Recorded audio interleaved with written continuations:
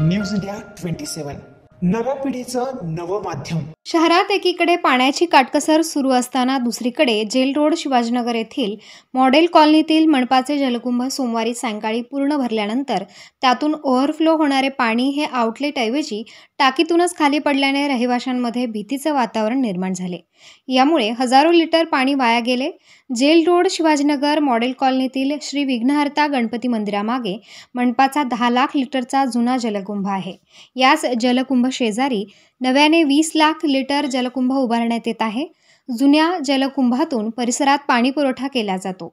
नाशिक महानगरपालिका पाणीपुरवठा विभागाकडून नेहमीप्रमाणे सोमवारी दुपारी मॉडेल कॉलनी येथील जलकुंभ पाण्याने भरला जात होता। जलकुंभाची टाकी विविध पातळीपर्यंत भरल्यानंतर वेळेतच पाणी बंद केले नाही तर टाकीत जादा होणारे पाणी हे आउटलेटद्वारे खाली टाकले जाते। मात्र सोमवारी दुपारी जलकुंभाची टाकी पूर्ण भरल्यानंतर देखील पाणी वेळेत बंद न करण्यात आल्याने जलकुंभातून हजारो लिटर पाणी वाया गेले। या जलकुंडा शेजारी सुरू असलेल्या नवीन जलकुंडाच्या कामावरील कामगाराने फोन केल्यानंतर जुने जलकुंभ भरण्याचे काम करणाऱ्या ठेकेदाराच्या कामगाराने घटनास्थळी धाव घेऊन त्या टाकीचा पाणीपुरवठा बंद केला।